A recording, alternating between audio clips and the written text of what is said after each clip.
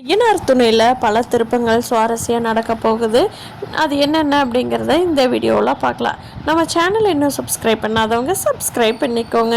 அவங்க எல்லாரும் எவ்வளவோ தடுத்து பார்த்தும் நிலா என்னால் இந்த வீட்டில் இருக்க முடியாது, இப்படி ஒரு ஏமாத்தின ஆள் கூட நான் இவ்வளோ நாள் வாழ்ந்துருக்கிறேன்னு நினச்சாவே எனக்கு வெக்கமாக இருக்குது அப்படின்னு சொல்லிட்டு பல்லவன் கூட எவ்வளவோ கெஞ்சி பார்க்குறான். அண்ணா அண்ணி நீங்கள் அண்ணாக்காக இல்லைன்னா பரவாயில்ல, எனக்காக இருங்கன்னு சொல்லி கெஞ்சி பார்க்குறான். ஆனால் நிலா யாரோட கருத்துக்குமே அசையில் பிடிக்கெடுக்காமல் வீட்டை விட்டு வேகமாக கிளம்பி போகிறாங்க. பல்லவன் நானும் கூட தான் வருவேங்கண்ணே அப்படின்னு சொல்லிட்டு கூட போகிறான். அங்கே போன உடனே இங்கே சோழனுக்கு அப்படியே பைத்தியம் பிடிக்கிற மாதிரி இருக்குது. ஐயோ, நிலா இல்லாத லைஃப் என்னால் நினச்சி கூட பார்க்க முடியலையே.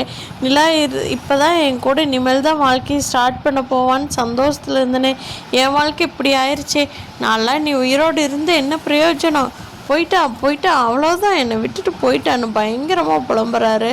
புலம்பிட்டு நிலா போன அடுத்த நொடியே ஒரு ரூம்குள்ளே போய் கதவை சாத்தி லாக் பண்ணிக்கிறாரு. இங்கே சேரன் பாண்டியனுக்கெல்லாம் ரொம்ப பயமாக இருக்குது. என்னடா இவன் இப்படி பண்ணுறான், கொஞ்ச நேரம் ரெஸ்ட் எடுத்துகிட்டு வருவானா, கோவத்தை விட்டுறலாமா, நம்ம தணிக்கலாமா, என்னடா பாண்டி பண்ணலாம் அப்படிங்கிறாங்க. பாண்டி இருந்துக்கிட்டே சேரன் அண்ணாக்கிட்ட, அண்ணன் அவன் டென்ஷனில் ஏதோ இருக்கு அண்ணன், ரூம்குள்ளே அப்படிலாம் எதுவும் பண்ண மாட்டான், தைரியமாக இருக்கலாம்.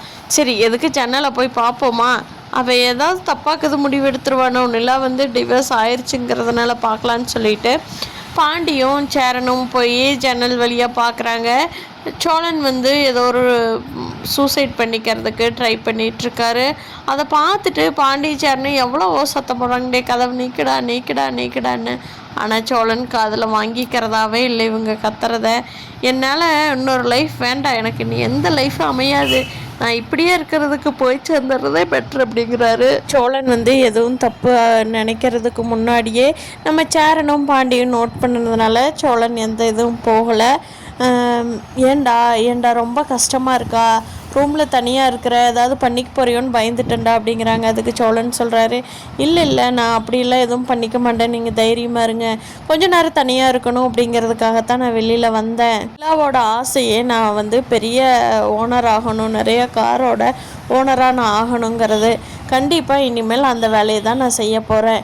நிலா போய் அவளோட வேலையை பார்க்கட்டும், ஒரு நாள் இந்த சோழனோட பாஸ் அவளுக்கு புரிஞ்சு திரும்பி வருவான், அன்னைக்கு பார்த்துக்கிறேன், நான் போய் வேலையை பார்க்க போகிறேன்னு எனக்கு கூப்பிட்ருக்காங்க, நான் கிளம்புறேன்னு சொல்லி கிளம்பிடுறாரு சோழன். ரீடா எப்படியும் சோழன் ரொம்ப இதிலிருந்து வெளியே வந்துட்டா பரவாயில்லன்னு சொல்லிட்டு பாண்டியும் சேரனும் போகிறாங்க.